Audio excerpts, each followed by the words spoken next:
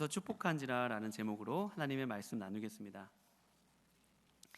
오늘 본 말씀에 보면 야곱이 야복강가에서 홀로 남았습니다. 거기는 캄캄한 밤이었습니다. 야곱이 홀로 밤에 있었다면 얼마나 무서웠을까요? 또 외로웠을 것입니다. 캄캄하고 또 홀로 있는 그 시간, 앞으로 나아갈 수도 없고 뒤로 물러설 수도 없는 바로 그 시간, 야곱은 홀로 이렇게 남아 있었습니다. 야곱이 홀로 남아 있었던 그 이유는 형 에서가 400인을 거느리고 자기에게 오고 있다는 그러한 소식을 들었기 때문입니다. 그래서 앞장에 보면 야곱이 그로 인해서 마음이 굉장히 두렵고 답답했다고 합니다. 두렵고 답답했습니다. 형이 분명히 자신을 죽이고자 온 것이라고 마음이 들었습니다. 왜냐하면 형의 마음을 풀어주려고 좀 뇌물도 주었습니다. 좋은 것들을 뽑아서 형들에게 먼저 좋은 것들을 갖다 주었음에도 불구하고 형이 자신에게 400명, 혼자 올 수도 있지 않습니까? 근데 400명이나 데리고 온다는 얘기 듣고 야곱이 무서웠습니다. 답답했습니다. 그래서 자신의 소유와 또 자신의 가족들을 두 그룹으로 나눠서 야곱, 만약 에서가 한 그룹을 치면 다른 한 그룹이 피할 수 있도록 그런 좋은 똑똑한 생각도 마련해 놓고, 그리고 자신의 두 가족들은 모두 강을 건너게 한 다음에 오늘 본 말씀에 야곱이 이제 홀로 야복강가에서 남아 있었던 것입니다. 야곱은 그렇게 그런 방법을 써서 가족들도 내보냈지만 가만히 있지는 않았습니다. 하나님, 저 좀 도와주세요. 하나님, 저 좀 살려주세요. 하나님, 저 좀 형 에서의 손에서 좀 구해주세요 라고 하나님께 기도하기도 했습니다. 야곱은 더 이상 뒤로 돌아갈 수도 없고 앞으로 나아갈 수도 없는 상황이었습니다. 여러분, 그런데요, 우리도 이런 상황을 만날 때가 있습니다. 한 치 앞도 한 걸음 떼기도 어렵고 더 이상 뒤로 돌아갈 수 없는 그런 상황이 있었습니다. 제가 신학교 갈 때 그랬는데요, 집에서 선언한 게 있었기 때문에 다시 돌아갈 수는 없었어요. 공부를 할 수밖에 없는 상황, 다시 돌아갈 수 없는 그런 상황, 그런 상황이 오면 정말 절박해지더라고요. 공부도 얼마나 집중해서 잘 되는지요. 그때 집중력으로 제가 수능 시험을 봤다면 지금쯤 그래도 지금이 제일 행복합니다. 세상적으로 잘 돼서 그런 것이 아니고요. 그만큼 그런 상황을 맞닥뜨리면 뭔가 이렇게 삶의 에너지가 그쪽으로 다 집중된다는 말입니다. 그런데 우리가 그런 상황을 만나면 우리는 아무런 소망이 없다고 합니다. 하나님, 저 버리신 것 아니에요? 하나님, 제가 이 지경이 됐는데 하나님 도대체 무엇을 하고 계십니까? 라고 우리는 하나님께 이렇게 반문을 합니다. 하나님, 제가 그때 그렇게 외롭고 힘들었는데 그 빈들에서 그 강가에 홀로 있는데 하나님 그때 도대체 뭐 하고 계셨어요? 하나님 그때 어디 계셨어요? 라고 우리는 하나님께 여쭤봅니다. 그런데 오늘 본 말씀에 보면 여러분, 하나님께서 야곱과 한순간도 떠나지 않으셨으면 여러분 믿으시기 바랍니다. 하나님께 좋은 분이십니다. 하나님 한 번도 떠난 적 없어요. 야곱이 몰랐을 뿐입니다. 하나님의 군대가 막 야곱을 에워싸서 마나임 군대라고 그러잖아요. 그런 것을 보고도 하나님이 함께 하시는 것을 봐도 야곱은 하나님을 모르는 거예요. 하나님 함께 하셔도 모르고 있는 겁니다. 그 근거가 오늘 본문 24절에 보면 어떤 사람이 날이 새도록 야곱과 더불어 씨름하더니 라고 했습니다. 저도 어렸을 때 이 설교는 워낙 많이 들으셨을 겁니다. 여러분들께서 이제 유명한 본문이기 때문에 많이 들으셨을 겁니다. 그런데 어떤 분들은 이 부분의 초점을 야곱에게 초점을 맞춥니다. 하나님께 때를 써야 하고 하나님을 붙들어야 되고 하나님께 열정적으로 기도해야 되고 하나님을 그냥 꽉 붙잡지 않으면 하나님이 축복을 안 해주시는 방향으로 설교하시는 분도 있습니다. 저도 한동안 그렇게 생각을 했습니다. 그런데 그냥 오늘 본 말씀을 그냥 천천히 봐도 야곱이 그 사람을 잡은 것이 아니라 그 어떤 사람이 먼저 야곱을 찾아왔다는 이야기입니다. 어떤 사람이 야곱에게 왔고 또 날이 새도록 야곱과 씨름하였습니다. 이 야곱과 씨름한 사람, 그 사람은 다름 아닌 하나님의 천사였죠. 하나님의 천사가 와서 야곱을 대하는데 씨름을 하였다고 합니다. 이 부분이 굉장히 신비롭고 또 되게 재미있는 부분입니다. 하나님이 왔는데 왜 씨름을 하실까? 하나님이 왔는데 도대체 왜 야곱과 싸우실까? 여러분, 야곱의 이름은 발 뒤꿈치를 잡은 자입니다. 발 뒤꿈치를 잡는 자이고 겨루고 이기고 빼앗고 쟁취하는 자입니다. 야곱의 인생이 쭉 그려왔지 않습니까? 형 에서의 장자권을 팔기 위해서 속이고 또 자신의 몸에 형의 그 털옷을 입고 아버지를 속여서 또 아버지의 축복까지 가로채고 계속해서 야곱은 그렇게 빼앗는 인생을 살았습니다. 싸우는 인생을 살았습니다. 하나님이 오늘 야곱에게 오셔서 싸움을 거셨다. 여러분, 여기 보면 제 아들이 와 있을 것입니다. 어딘가 와 있는데 제가 아들과 씨름하면 제가 이길 수가 없습니다. 제가 져주는 것이 아니에요. 여러분과 저만만 아는 비밀인데요, 제가 이길 수가 없어요. 듣고 있기 때문에 정말 힘이 센 아이들입니다. 무슨 말씀인지 아시죠? 네, 여러분과 저만 힘이 세서 이길 수가 없어요. 당최 이길 수가 없습니다. 그 아들을. 그런 것이거든요. 하나님이 제가 만약에 제 아들을 이기면 아빠가 아니죠. 아내와 다툴 일이 생겼습니다. 분명히 아내가 틀렸어요. 당신 틀렸잖아 라고 하면서 끝까지 근거를 대서 가면 제가 남편이 아니죠. 네. 져주는 게 한번 고백해 보겠습니다. 이게 목사님이 한번 말씀하셨던 부분이잖아요. 함께 고백해 봅시다. 져주는 게 사랑이다. 져주는 게 사랑인 겁니다. 하나님이 오늘 야곱에게 와서 씨름을 거셨는데 이 싸움은 애당초에 승부가 뻔한 승부입니다. 그 싸움조차 성립될 수 없는 그런 싸움입니다.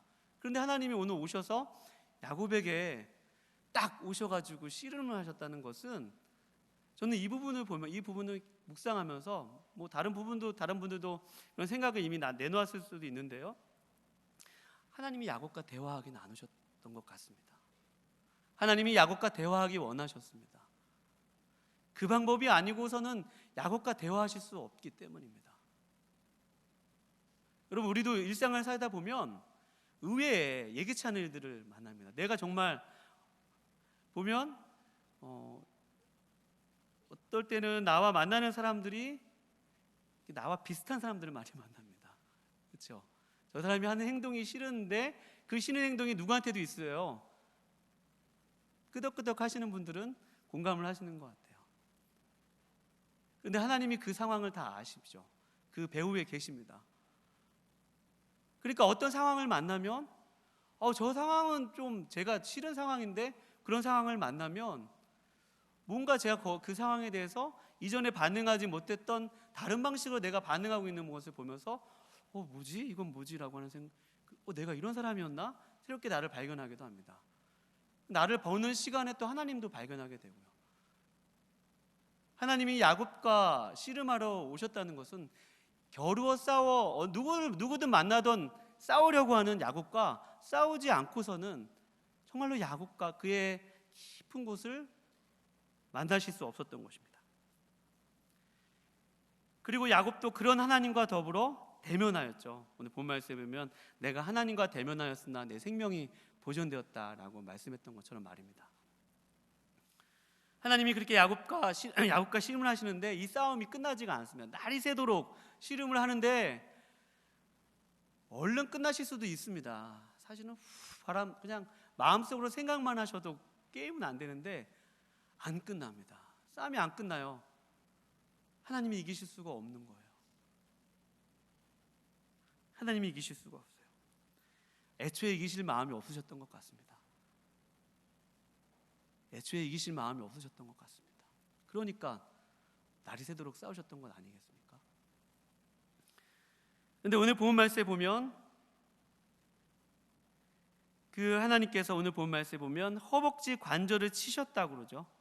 허벅지 관절은 예전에 환도뼈라고도 개역 한글판에는 번역되어 있는데, 이 허벅지 관절, 우리 대퇴부, 우리 이 엉덩이와 이 허벅지에 있는 그 몸의 무게중심을 지탱하는 그런 중심과 같은 역할을 하는 곳이 바로 이 허벅지 관절, 여기를 살짝 건드신 겁니다. 그래도 야곱이 안 놨어요. 그래도 야곱이 하나님을 안 놨어요. 주님이 저를 축복하시기 전까지는 제가 놓지 않겠습니다. 제가 놓지 않겠습니다. 그랬더니 주님이 뭐라고 하셔요? 오늘 27절에 보면, 26절에 보면 독특한 반응을 하시죠. 독특한 질문을 하십니다. 그래, 내 이름이 뭐니? 너 누구야? 너 이름이 뭐니? 저 야곱입니다. 주님, 저 야곱이에요. 저 다른 사람의 발 뒤꿈치를 잡고 다른 사람과 싸우고 다른 사람을 속이는 사람입니다. 그때 주님이 뭐라고 하셔요? 우리 28절 말씀 한번 다 같이 읽어볼까요? 28절 시작. 그가 이르되 내 이름을 다시는 야곱이라 부를 것이 아니요 이스라엘이라 부를 것이니 이는 내가 하나님과 및 사람들과 겨루어 이겼음이니라. 아멘. 여러분, 하나님은 야곱과 같은 여러분과 저를 부르셔서 이스라엘 되게 하시는 분임을 여러분 믿으시기 바랍니다. 하나님께서 우리로 하여금 어떨 때는 야복강가와 같이 빈들과 같이 홀로 남겨두시는 것을 허용하실 때가 있습니다. 그러나 그때가 하나님을 만나는 시간이고, 그때가 하나님께 가까이 나아가는 시간이고, 그때가 하나님께서 우리에게 축복하시는 시간임을 여러분 믿으시기 바랍니다. 근데 왜 하나님이 힘줄을 건드셔요? 왜 힘줄을 치십니까? 하나님이 우리가 잘못되는 걸 원하셔서 힘줄을 건드시는 것이 아니라, 야곱아, 너 그렇게 살아서는 안 돼. 너 그렇게 그것 의지해서 너가 의지하는 인간적인 계략과 인간적인 술수와 인간적인 속임수와 너의 깨와 너의 방법을 의지해서는 안 돼. 너 계획대로 너 인생이 흘러가면 안 돼. 너가 바란 대로 너가 되면 안 돼. 그건 너를 위한 길이 아니야 라고 주님이 오늘 오셔서 야곱의 힘줄을, 하나님도 마음 아프셨을 것 같아요. 아들 회초리 때리는 게 마음 기쁘시겠어요? 하나님도 마음 아프실 것 같아요. 아들이 쩔뚝쩔뚝 하는데 마음이 좋으시겠습니까? 그러나 아들 그 힘줄 건드지 않으면 얘가 잘못된 길로 나갈 수밖에 없는 것입니다. 하나님 밤새도록 그렇게 야곱과 더불어 그 씨름하는 그 하나님의 마음에서 오늘 하나님의 마음을 느끼실 수 있기를 주님의 이름으로 축원드립니다. 우리를 사랑하시는 하나님이 에서를 묘했고 야곱은 애초부터 사랑하셨다. 야곱이 하나님을 사랑한 것이 아니라 하나님이 먼저 야곱을 택하셨고 야곱을 사랑하셨습니다. 야곱의 인생 가운데 야곱은 하나님이 나와 함께 하시지 않는다고 생각했지만 한 번도 야곱을 떠나지 아니하셨고, 오늘 야곱에게 찾아오셔서 야곱에게, 야곱아, 너는 내 아들이야, 내 사람이야. 나를 믿어야 돼. 나를 신뢰해야 돼. 나를 의뢰하면서 살아야 돼. 그게 너의 본 모습이란다. 너의 진짜 정체성이란다 라고 하나님이 진짜 축복에 대해서 말씀하고 계십니다.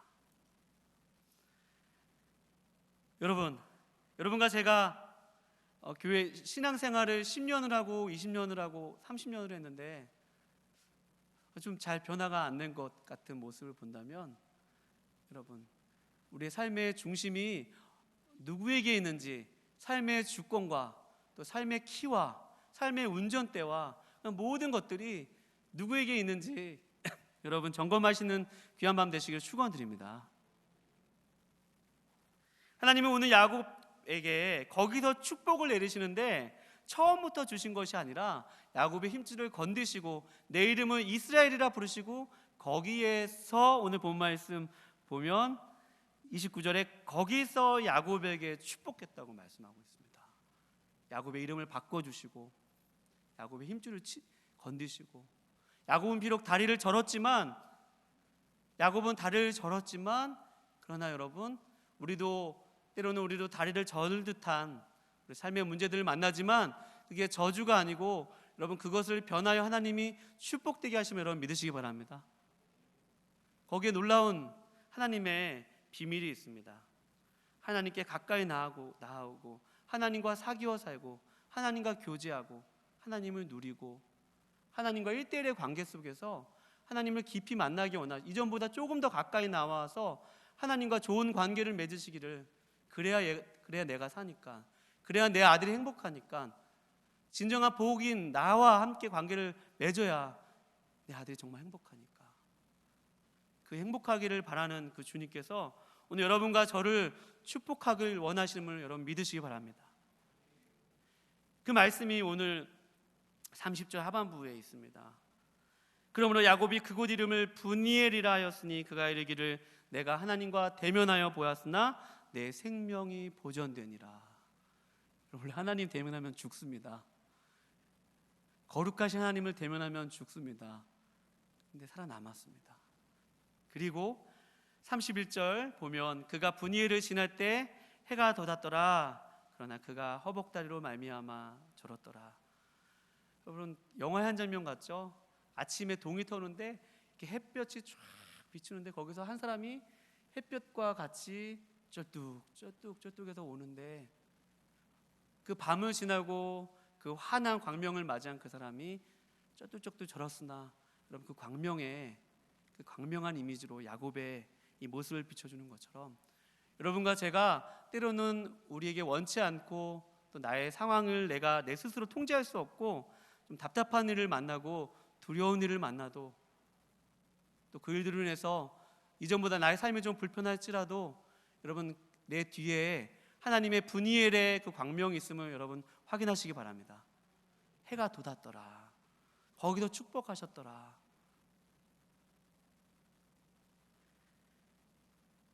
여러분 야곱이 이 브니엘을 지나고 나서 하나님을 전폭적으로 다 신뢰한 것은 아닙니다.